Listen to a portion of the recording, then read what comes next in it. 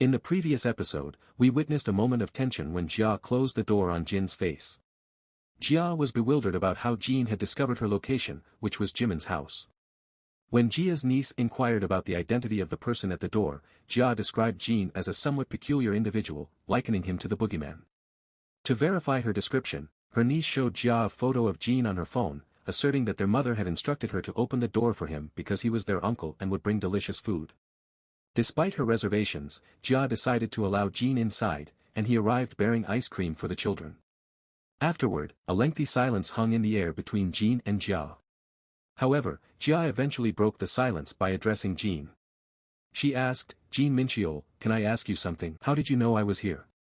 In response, Jin displayed his phone and clarified, "I received a call from my sister-in-law, who instructed me to bring you back promptly." Jia couldn't help but feel a surge of frustration, primarily directed at Jimin. To be fair, Jimin was innocent in this matter, as Jia had often employed a similar tactic when her parents argued. Nevertheless, Jia gazed at Jin and couldn't help but express her exasperation, stating, "Jin Mincheol, are you lacking in intelligence? Why did you rush over here after being told to? Can't you see that I've been avoiding you because I'm uncomfortable?" Jin replied hesitantly, Clause 5 prioritizes initiating a conversation if there is a grievance. "Jia, you're upset, aren't you? I want you to tell me directly why you're angry and when it began, so I can understand your feelings." This inquiry prompted Jia to delve into her thoughts, attempting to recall the source of her vexation. She realized that her heart had involuntarily fluttered due to the kiss. However, when she attempted to suppress the memory and act as though it had never occurred, Jin introduced the notion of the more than 3-second rule.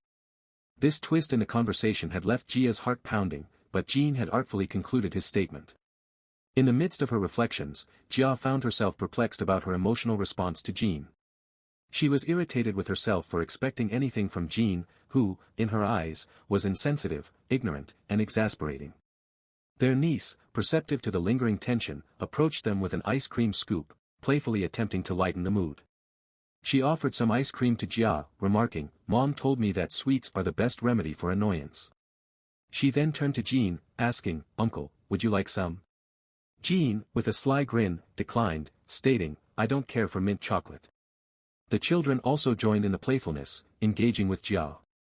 As the children played and laughter filled the room, Jia began to relax and gain perspective. She realized that it was merely a single kiss between two adults, and there was no need for such confusion.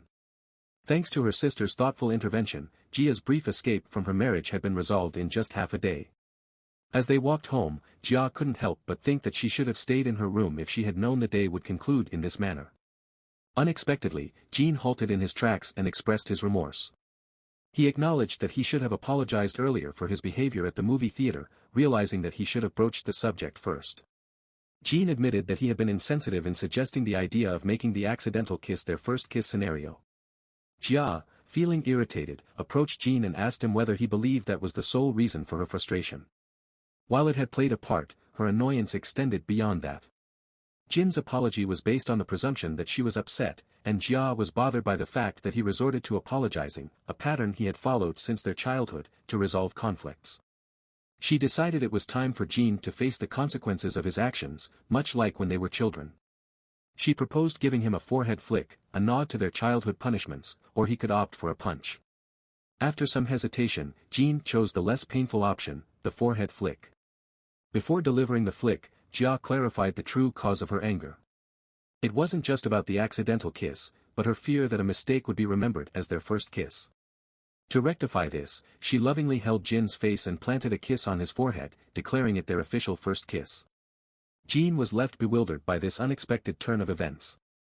With a smile, Jia proclaimed, "Listen carefully, Jin Mincheol, this is our first kiss." The next day, Jin approached Choy to discuss the matter of their first kiss. He admitted that what he had said the day before was a mistake and that their first kiss had actually taken place in front of his sister-in-law's house. Jin was concerned about how this information had spread and how to clarify the fact that their first kiss had occurred in kindergarten. He sought help from Choy, but to his surprise, Choy's response was far from what he had expected. Choy became furious and shouted, "Are you seriously worrying over such a trivial thing? I was so tired after coming from your party that I could barely talk. Why are you discussing such a minor issue with me now?" Jin, bewildered by Choy's reaction, asked if something had happened after the party. Choy tried to smile nervously and said, nothing specific happened at the party, it's just. Before Choy could finish his sentence, Jin noticed someone behind him and greeted, oh, hello, manager. Both Jin and Choy turned to see manager Suyin, who was getting a coffee from a vending machine. However, upon locking eyes with Choy, she blushed and appeared flustered. Choy, too, was at a loss for words and couldn't meet Suyin's gaze. Manager Suyin gave Jin a friendly smile and greeted him with a simple, hello, before hurriedly walking away. Jin couldn't comprehend the awkward encounter that had just taken place. Before delving further into the story, let's get to know Choi Sang-woo a little better. He is 29 years old and is known for his ability to engage in various conversations. Many consider him the most talkative person within the company. However, most of his talkative persona is a facade. In reality, Choi is an introvert who relishes relaxing at home. He grew up with 3 older sisters, often listening to their stories, which made him quite observant when it came to understanding women. During his school years, he earned a reputation as a matchmaker, helping create 20 couples. Despite this, he has minimal experience in romantic relationships. The incident with manager Suyin left him pondering what he should do next. The first time Choi met Suyin was not in the workplace but at the university when he was 20 years old. Suyin was the department head and a senior about to graduate. The 4-year age gap seemed like a significant barrier for Choi at the time. He didn't know what he was afraid of, and in retrospect, the age difference seemed insignificant. Suyin wasn't a frightening person, but she was an adult in Choi's eyes. For the time being, they decided to forget about the incident, just as adults tend to do. However, when they encountered each other in the elevator the following day, an unspoken tension filled the air. The apology she had uttered the day before perplexed Choi, and he was unsure of its meaning. The same held true for manager Suyin. That day remained etched in their memories, and an uncomfortable silence pervaded the elevator. Breaking the silence, Choi suddenly shouted, "Manager." His outburst startled Suyin, who turned to look at him, her expression filled with curiosity and uncertainty. Choi gazed into Suyin's eyes, his thoughts in turmoil, yet he couldn't find the words to express himself. Suyin, noting his intensity, asked, "Is there something on your mind, Chief Choi? Is everything okay?" Flustered, Choi stammered, "It's nothing, manager, nothing much." Despite attempting to calm himself, he still couldn't find the courage to voice his concerns. However, before he could speak up, a cleaner entered the elevator, causing another strange silence and tension in the confined space. Once back at his desk, Choi remained bewildered, unsure of how to proceed. He wished for an earthquake to shake up the monotony and provide him with an excuse not to address the current situation. After the uncomfortable elevator ride, Suyin seemed to have vanished from the office. Choi contemplated whether it would be best to do nothing and pretend that everything was normal. Jin, sensing Choi's distress, approached him, asking, "Chief Choi, you've seemed down since earlier. Did something happen?" Choi brushed it off, claiming it was nothing, and wondered why Jin had suddenly become so perceptive. He realized that, theoretically, married men like Jin should be better at handling these situations and decided to ask for his advice. Choi inquired, "Hey manager Jin, do you and your wife ever have fights and end up feeling awkward with each other? I wonder if you have any secrets for easing that awkwardness." Jin felt a bit flustered by the question, thinking about the additional contract that had been made during the Miao incident, and the one added during the housewarming party. His mind was caught in a debate between the 2 contracts, but he eventually decided to provide Choi with some advice. He said, "My wife usually kisses me to release the tension." Choi was disappointed by this response and exclaimed, "Hail to manager smooth talker Jin." Later that night, while walking home, Choi pondered his predicament. He concluded that it was time to call his sister, Yeonju, who is a well-known romance novelist and internet celebrity. Yeonju was the second eldest among Choi's older sisters. When she picked up her younger brother's call, she teased, "What's the occasion, little brother? It's rare for you to call me first." Choi explained his situation, framing it as a request for dating advice for a friend, and Yeonju agreed to help. However, she insisted on compensation for her advice. Choi quickly offered to buy her 2 of her favorite macarons. While purchasing the macarons, Yeonju casually asked, "By the way, is that friend of yours by any chance Choi Sang-woo?" Choi was taken aback by the question and promptly ended the call. He couldn't help but feel embarrassed, thinking that perhaps his sister had uncovered his lie. As he exited the shop, Choi noticed someone and was stunned. Standing right in front of him was Han Jiao. Seeing her made him slightly nervous. They greeted each other with a hint of awkwardness. As Jia turned to leave, she said, "I'll be going now, I still have something to do." Choy agreed, and as she walked past him, he observed her closely and had a strange sense of familiarity. Suddenly, an image of a girl with glasses and red hair flashed in his mind. He stopped Jia and asked, "Are you, by any chance, the Burning Chicken Feet author?" Hearing the name, Burning Chicken Feet, Jia's bag suddenly slipped from her hands, and she quickly turned to face Choy with a mixture of surprise and curiosity. She asked, "What, who?" Choy, with an infectious cheerfulness, replied, "It's me, Sang-woo, Yeonjun Nuna's younger brother. Don't you remember me? We met once or twice in my hometown." Jia, perhaps in an attempt to conceal her identity or out of genuine confusion, tried to hide her face and said, "No, I am not that person. I don't know what you're talking about." Choy, undeterred and playfully insistent, continued, "Oh, come on. You and my sister boasted about it in front of me, didn't you?" Jia firmly maintained her facade, asserting, "You're imagining things. I'm not that kind of person. If you're craving chicken feet, you can easily find a food cart." But Choy persisted, his memory stirred by the recollection, stating, "The writer with her debut work, Is It Hot Because It's Summer, and her next project, Why Can't I Become a Secretary?" Her name was a bit blurry, but romance novel readers must have heard that name before. Pen name, Burning Chicken Feet. I'm pretty sure you even gave me an autograph. In her college days, Jia experienced a vexing internal struggle. She had initially aspired to be in a practical field that would secure her a stable job, but simultaneously, she dreamt of attending a prestigious school rather than settling for an ordinary department. Fate led her to a college that did not align with her innate aptitude. Fed up with the constant barrage of gossipy chatter about other people's relationships, her college days were filled with exasperation. With seemingly endless free time, she'd spend hours in her friend's bedroom, immersing herself in novels. Her close friend happened to be Choi Yeonju, Sangwoo's second eldest sister. Jia and Yeonju had crossed paths in a liberal arts class. Yeonju was a quiet, somewhat timid friend, the type of friend you'd meet once or twice a week. If she had one notable trait, it was her love for reading. But what she cherished even more was writing. One day, as Jia read Yeonju's written work, she couldn't hold back her tears, moved by its brilliance. According to Jia, that novel deserved a rating of 92 out of 10. Seeing Jia's enthusiasm, Yeonju said, "Writing seems quite fun. Since I have nothing better to do, should I give it a try?" Jia, buoyed by her friend's encouragement, embraced the idea with enthusiasm. Fast forward 3 months, and Jia had officially become a recognized writer. Yeonju's debut followed closely on her heels. That's how they both ventured into the world of writing, and the pen name, Burning Chicken Feet, was conceived, celebrating Jia's literary triumph with a meal of chicken feet. In a cozy cafe, Choi initiated a conversation with Jia, playfully referring to her as Chicken Feet Nuna. Jia, unimpressed with the unconventional nickname, gently requested to be addressed by her name, Han Jia. Choi then changed the subject, expressing his astonishment, saying, "Well, anyway, I didn't expect you to marry assistant manager Jean. How did you two end up together?" Uninterested in discussing her relationship, Jia shifted the conversation, humorously pointing out, "Never mind that. Let's get to the bottom of this. So, Sang-woo, did you recently spend a night with a woman you have a crush on?"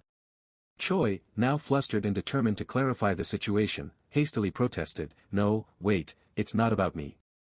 Jia, with a playful smirk, prodded further, suggesting that if not Choi, it must be his friend named Sang-woo who needed advice on dealing with the awkward situation of having a crush on someone.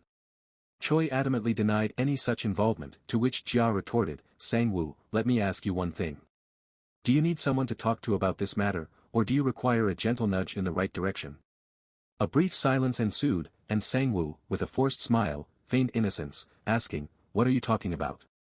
Jia responded with serene wisdom, "If that person you're thinking about doesn't even show the slightest interest, then perhaps there's no need to dwell on it too deeply, don't you think?" After her enlightening conversation with Jia, Sang-woo walked home with newfound clarity, realizing that both Jia and Yeonju possessed an uncanny ability to decipher complex emotional situations. Thanks to their insights, he now understood what he truly wanted. Meanwhile, Suyin received an unexpected phone call from Choi while she was at home. The unexpected intrusion startled her, and her voice conveyed her confusion and slight fluster. When she answered the call, Choi revealed that his primary intention was to hear her voice and engage in conversation. Perplexed, Suyin inquired if Choi had been drinking, a suspicion stemming from his unusual request. Choy, now clear-headed, expressed his desire to meet in person for a drink, implying that the matter he wished to discuss was of great importance and couldn't be adequately addressed over the phone. Suyin was flustered by Sangwoo's sudden request to meet at her place, especially at that late hour. She hesitated and said, "Seeing me now, what do you mean, so suddenly? We can meet tomorrow and discuss whatever it is. It might be difficult for you to come here." Sangwoo, undeterred, responded, "It's not difficult at all. I'm already in front of your house, and it won't take more than 20 minutes. Is it really impossible for you to come?" There were several reasons why Suyin was hesitant to go out at that moment. First, she had already removed her makeup. Second, she was in her comfy home attire. Third, she was in the middle of a hectic and uncontrollable situation. And fourth, her sudden call had startled her, leading to minor property damage in her surroundings. After calming herself down, she finally agreed, saying, "Chief Choy, can you wait for me for 30 minutes? Sangwoo responded, "I'll wait as long as it takes for you to come out." As he waited, Choy recalled a phrase from a novel, "If you come at 4 p.m., I will be happy from 3 p.m.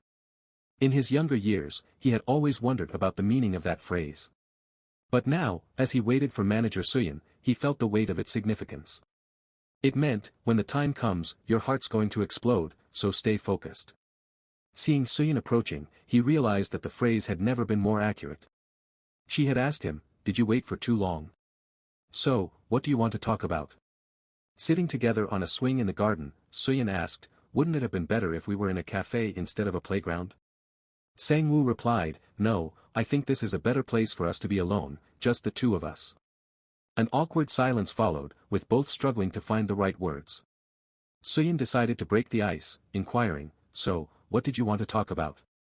Sangwoo, trying to mask his nervousness, blushed slightly and explained, "The reason I came here is this." He handed her a bag of macarons, saying, "I bought too many, and I wanted to share them with you." Suyin's face lit up with gratitude as she accepted the gift and said, "They look delicious." "Thank you, Chief Choy. I'll savor them." They both smiled, but the awkwardness remained, much to Choy's chagrin. Suyin, after a moment of silence, expressed her appreciation, saying, "Thank you. You're the only one who takes care of me." She got up to leave, promising to see him in the office the next day. But Sangwoo stopped her and suggested that they make the most of the playground they were in. He wanted to play for a little longer and asked Suyin to sit on the swing while he pushed her. As Suyin swayed gently on the swing, Sangwoo gathered his thoughts, reflecting on what he had learned from his earlier conversation with Jia. He mustered the courage to bring up the incident that had been weighing on his mind. After a brief pause, he said, "Manager, the thing that happened that day, does it really need to be something we pretend didn't happen?" Suyin was bewildered and asked, "What do you mean?" With a touch of annoyance, she continued, "If we don't pretend it didn't happen, what should we do then?" Sangwoo pulled the swing closer and exclaimed, "I can't pretend it didn't happen, even if I wanted to. I just can't." Before Suyin could respond, he continued, "I know it sounds absurd, but do you know how hard it was for me? How hard I tried to forget that day." He confessed, "No matter how much I tried, I couldn't forget it."